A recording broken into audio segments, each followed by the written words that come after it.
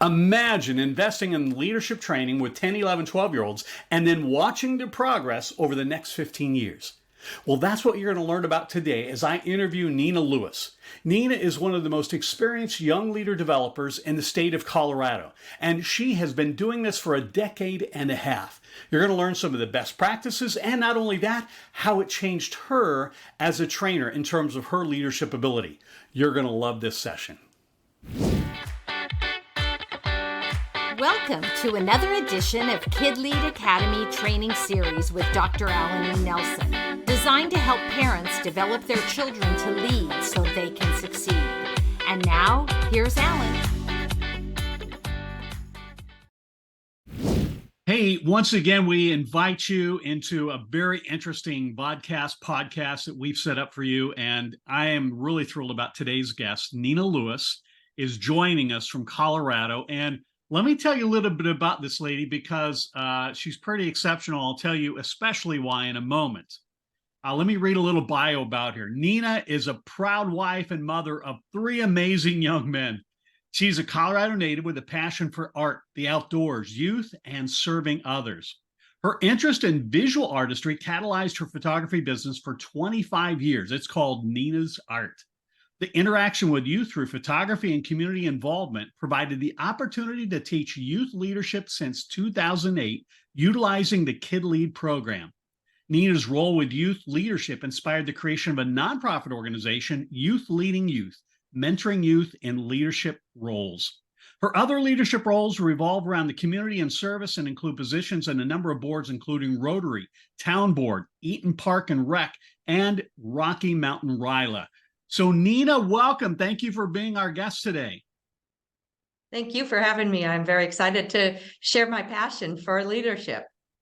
Now, I should tell you, I kind of hinted at why Nina is a special guest, because back in 2008, we started really brainstorming this whole taking executive caliber organizational leadership training to youth. And around 2004, 2005, I was studying it and we started working with some curriculum and we had sort of designed it to the point we were ready to pilot it. I lived in Fort Collins at the time, and it's a larger school district and they're harder to work with, more bureaucratic, et cetera. So I went out to a little town just outside of Fort Collins. It's called Eaton, a delightful town. And I was sitting down with the principal, true story, and telling her about this program, and she was excited. But as a principal, she was too busy to run it herself. So literally, as I sit in her office, she sees Nina walk by, and she said, Nina, come in. And Nina was a mom, right? She's not a teacher. She's a community activist. And she said, Nina, I want you to meet Alan Nelson. And that began this sort of connection so that they piloted the program in Eaton. So we have a great affection and fondness for this, not only this lady, but this community. And I think as she tells the story, you'll also hear not only how it helps so many kids, but because of the years that have gone by, she has seen how they have developed and how she has developed as well. So anyway, that's a little bit of the background, and I'm pretty stoked to catch up with you and have you share with the audience what you think is so important in terms of teaching leadership skills to really, really young leaders, junior high, middle school, high school, and even there in the elementary schools we did. So Nina, just let's begin with, why were you ever interested in KidLead, and why were you ever interested in teaching leadership skills to such young kids? Oh gosh, Alan, I think, it started off with just me personally. I had the opportunity when I was in high school to attend the Rotary Youth Leadership Awards Conference, nicknamed RILA, up in Estes Park, Colorado. And that was kind of the beginning of my leadership journey. As a young lady moving into adulthood, and probably the biggest thing that came out of that was I had this group of amazing leaders that ran the conference, and well-respected, citizens from kind of the area I'm in now. At that point, I was living in Steamboat. And a couple of the biggest things that came out of that was, I believe in you. And so I had these adults that I didn't know that kind of put me on this magic carpet of I can do anything I want to do. And that's really the beginning of my leadership training. And to see how powerful that was at 17 years old in a vital moment, that as I was moving out into the big mean world, I had these tools that were given to me, and I had people that believed in me.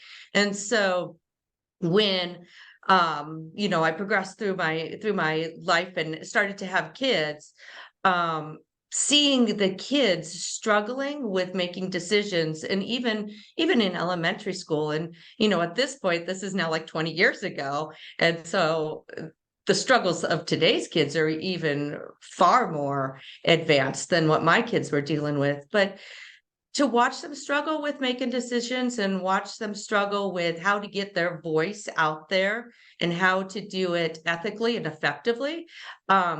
When KidLead was presented to me, it provided those tools in a toolbox to help teach my kids, and then to help teach their peers. And so that's where it all started. And once I got into it, my work with the kids, I work with kids from preschool age all the way up. And so we were able to see that these tools could be utilized even in the preschool, and helping identify that leadership aptitude.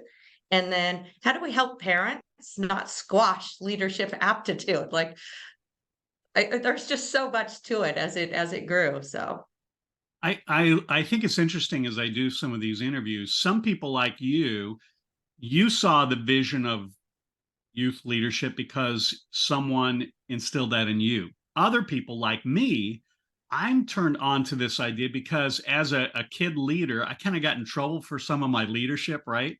And I never got that support. So I think my vision is I wish I had a program like this. And so, my lack, I want to help set up future generations to get this. But you talk a little bit about squashing leadership, that sometimes parents, and there's no one who loves their kid more than a parent, but sometimes parents accidentally squash that. Talk to me more about that. What have you seen, and how have you, in your journey, helped parents understand what this is and how they can support their kids' leadership development? Well, I think the biggest thing is stepping back as an adult and as a parent of um, I always like to say, KidLead gave me the opportunity with my own kids to come to a round table discussion.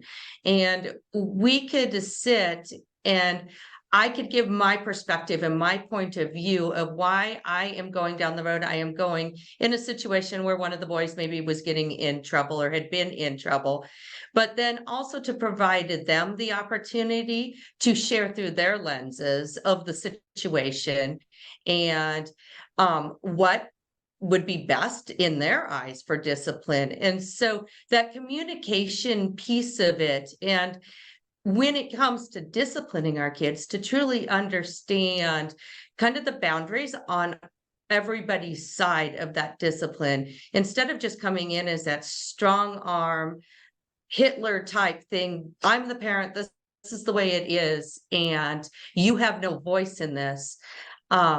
That was probably the biggest lesson. And at that point, when KidLead, we were prototyping it, my middle child was involved with the program. My oldest had kind of age tiered out of what we were doing. So Tanner, my middle child, was the one that got to benefit from this. And I'm so grateful for that, because Tanner was my most difficult child through, I would say, probably his college years. And it gave Tanner and I the opportunity to truly work together as a parent and a child to resolve issues in a manner that was best for all of us. And then as Tanner has grown and moved on, he's continued to use kind of that concept of the round table. And he's a conscious listener to get the facts before he makes decisions. So I think in squashing, we tend, because it's easier and it's less time consuming, to just, hey, this is how it is, and this is what we're going to do. I am the adult and I have that experience, but we have to remember the lenses of these kids is far different than ours. They see the world so much differently than what we see it. And especially post-pandemic, their lenses are far different than what ours are. So we need to That's be good. open to putting on those glasses. That's good. I like that. I like the metaphor of putting on different glasses to see through. Now, one of the cool things you have, Nina, is not only have you done this for a while, but you've done this in a small community. And so the good and the bad of a small community is, in a small community, everybody knows your stuff, right? I mean, Yeah, you, everybody. you go to the post office, you go to the grocery store, and you know the people who like you know the people who don't like you. But you've also seen how over the years these kids have developed. Talk to me a little bit about the benefits you've seen of instilling leadership skills early, and then as they progress. What benefits and changes have you seen in these kids? Communication is one of the biggest things, and communication is such a vital piece of our roles. Really is our roles in everything. I mean, whether it's adulthood or student activity, if we can't communicate, then we run into these issues, and a lot of times that's when we have our conflicts. And so I think watching these kids learn through the KidLead program effective ways to communicate, and whether it's verbal, written, just body language, I think is so many of the activities when we talk about that body language, and you can physically see somebody, a student, shutting down in an activity, being conscious of that as a leader, so you can re-engage that person into what we're doing. Those are the things that I saw the kids really take from that. I have seen their work ethic strengthen. And I've seen, like you said, Alan, I am so fortunate because we prototyped so many years ago. And so my kids that I prototyped with are now 26, 27, 28 years old. So they have made it through college, if that was their choice. And they are now professionally working in their jobs. And so many of those original kids, I'll just talk about the original kids for a second. So many of those original kids are so successful, like unbelievably successful in their careers right now. I've got kids that are running very large companies at 27, 28 years old. I've got kids that are top of their offices, top of their regions. And quite often when I run into them, they will talk about their KidLead, and they will talk about, hey man, I learned that in KidLead, or I was in a business meeting and we were just totally not functioning. And I had this group of adults do the paperclip activity so they could see how together we're going to be more effective in this. And so they've taken what they learned back in 4th grade, 5th grade, 6th grade through their journey of college and into their careers. It's made them conscious of other people. It's made them conscious of their roles.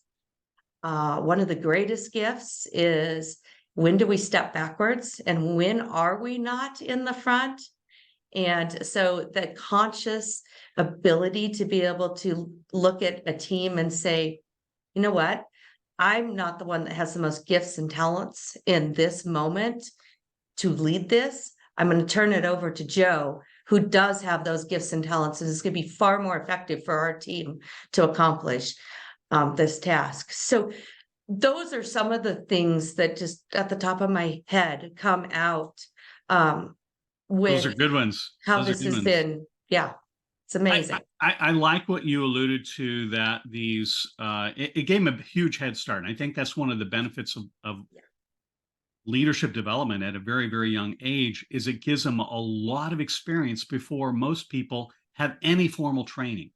And I like what you alluded to, that some of the stories of saying, oh, I learned that in KidLead. When a professional athlete is having a problem, almost always the coach or the trainer will go back to the basics. Let's go back to the basics. And these basic principles of leading others, leading teams, leading organizations, they are pretty essential when you think about it. They just get more complicated in terms of the organizations we serve.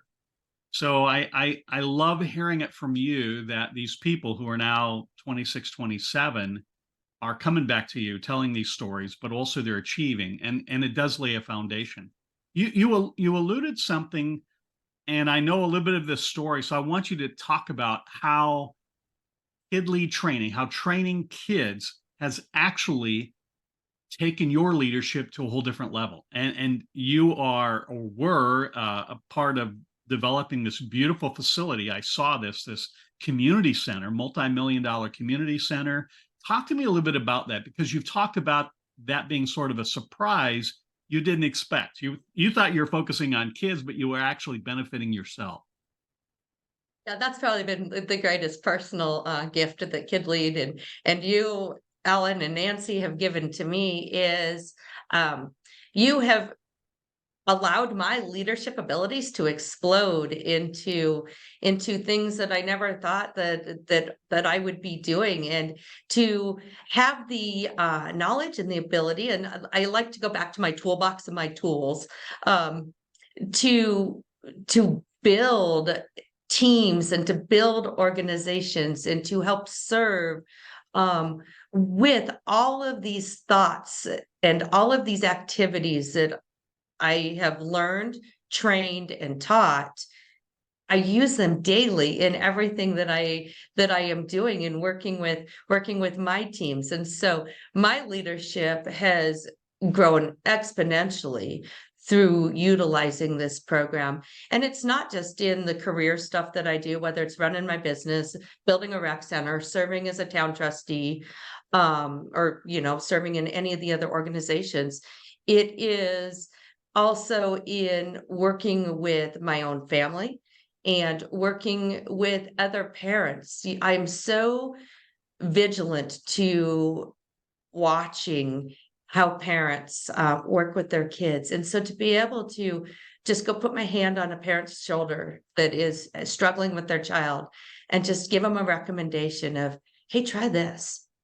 And so I wouldn't have had those tools if I hadn't been part of KidLead, and I so grateful for it. And I laugh when we were building the rec center, because here I am in this group of construction engineers, all of that, and we would take these pauses and we would do an activity to get everybody just to relax a little bit and to release a little bit. That's a total KidLead methodology, to take a break from this stuff and actually be active and do an activity, and then to be able to debrief it and go, man, this is why we're off, and this is why this multi-million-dollar project is not moving forward, because we're so stuck in how it should be. Let's redirect, and the mind reset. And those are the things that I just love so much about this program, is we can sit and talk and we can sit and lecture. Our kids get talk and lecture enough. Yeah. Get their hands dirty, get them active, get them laughing, doing silly things, and then make their minds be still to debrief. Oh my gosh, what just really happened with that activity? I was thinking the same thing when I thought of the tangible building, that rec center, which would be the pride of any community around the world. And I saw and heard the vision, your vision for that, and how you were a catalyst and got things done. But when you walk through the building and you see the people enjoying it, you see the staff running it, it just made me realize again that you can't learn leadership from a book. You can't learn it from a lecture. We can learn about it, but it really, as you said, comes down to doing. So the tangible results of your leadership, it's a beautiful facility. And it was so interesting to hear your journey, because you were this, active mom, and now all of a sudden you're this big community leader getting things done. So I was so proud of you. Hey, couple questions before we go. You talk about parents, and I know we're taking KidLead Academy out of the hands of people in organizations and into the hands of parents. What sort of encouragement would you give the parent who feels like, how can I teach my kid leadership? Or why should I even bother? Some company down the road later on will do this. What would you tell them as a parent? Number one thing is take this opportunity, as early as you can. And I have become a firm believer that we can do some of this as young as those preschool years. And instead of moving your child into frustration by just telling them no, teach them how to move over that speed bump of whatever the no is. You can't have that toy right now. Well, let's talk them through. Treat these kids with the respect that they have these amazing brains and talk with them. Don't just disregard them. So do it now. Do it at the earliest age that you can, and it's small baby steps. It's simple things like that. That example I just gave of, can't have that toy right now, but there's a lesson there that can be taught. So take that time. And it's truly our job as parents to do this and to help, create productive citizens here in this world, and citizens that get what serving is, and whether it's serving others or serving an organization or serving a community, serving a family. Take those opportunities to bring in some leadership activity, because it's the best way to do it. And I think, Good. when I share with parents, when I have these conversations, our kids up to the age of 12, 13 are like Play-Doh, and they're so moldable.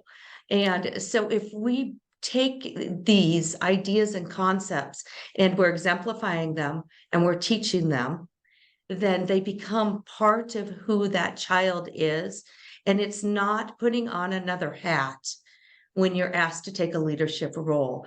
And that's one of the things I think that drives me crazy is when we get into later middle school, we get into high school, we get into college, we get into adulthood, and people say, well, I want you to lead this, and I want you to be a leader. And for so many people, it is like physically having to put on a hat and, oh gosh, here I go in this leadership role. What I've watched with the kids that were able to utilize KidLead and youth leadership training at a young age is it's just part of who they are. So it's become ingrained in them. And it's not that big of a deal for somebody to ask them to take on a leadership role. Yeah, I love And I that. think the other piece of that too, Alan, is they also have the training and the ability to say, you know what, this is not for me, or this is not my moment to lead. And so the KidLead training has allowed them to know that they can say, no, this is not the best fit for me. So for parents, for adults that are looking at this, there is not a time that isn't right to do it. Baby steps are what it takes. And it's not this big overwhelming, I got to do this, and it's got to be compacted into this 8 weeks of training. It's going to be a gradual process that one step at a time, we build these amazing youth leaders that are going to be who are taking care of our needs as we get older. And I think that's what we need to look at is we will age out of what we are doing. And hopefully we've helped create a foundation of these amazing leaders. Yeah, that's great. I love that. Thank you for that encouragement. So I heard about this youth leading youth, and I thought, what a great example. You're practicing what you preach, right? Putting youth in charge of leading others or training others. Tell me about this. How did this come about, and how does it work, and what results have you seen? So actually, I was going to go in a little bit of a different direction with this, but now that I am thinking about this, where did youth leading youth come from? So it originated in 2020 while we're in the middle of the pandemic. But as I think about this, Alan, youth leading youth really originated in about 2010 when we were running KidLead and we were prototyping the curriculum. And I had students that did not want to leave. And so how do I keep them engaged? We created this junior coach Love it. platform. Love it. And so the kids that had been through all 4 modules were able to come back and sit with an adult coach and help coach the kids that were just going through the program and the modules. So that's really where Youth Leading Youth got its start. But through the pandemic, when we were not able to have conferences, leadership conferences, be with the kids, here in Colorado, where I was in the northeastern segment of Colorado, we were far different than a lot of the world, where we still actually were having classes. Whoops. Having classes. We went back to school far earlier than most people. But through that summer of 2020, parents were starving for things for their kids to do. So we set up a 4-week meeting twice a week little conference, teaching leadership, doing leadership activities. I brought back some of my older kids, my KidLead kids. They ran it. And sitting back as an adult, watching my 22, 23-year-olds come back and work with I had kids from 10 to 17 in that group. Saw the power of really what Youth Leading Youth is. They do it so well, so effectively. And so that's where the program came from. And that's the concept of it, is that we train a group of kids, and then they come back and they're actually running the curriculum and providing the opportunities. So it's very similar to how RILA is run as well. And so I'm able to take so much of those experiences into Youth Leading Youth. Super cool. We're running it in all different types of scenarios. So sometimes just like that in the park where we're meeting. I am fortunate to work with at-risk students every summer through our Department of Human Services and run a program for them. And then we've incorporated it into athletic teams. And so bringing like an entire volleyball organization together and running leadership activities to help strengthen that concept of team. So that's Youth Leading Youth, and I love that. we're working to make it grow. So my mind goes back because I remember having a conversation where you said they've been through the program, the curriculum, and they're not ready for the next one. What do they do? And so we sort of talked about that, and then you implemented it. I loved it. I just love that. So Nina, you are a star in my book, and you are a hero in Eaton and beyond. And I just want to tell you, thank you for your work, for your diligence, for believing in KidLead and young leader development.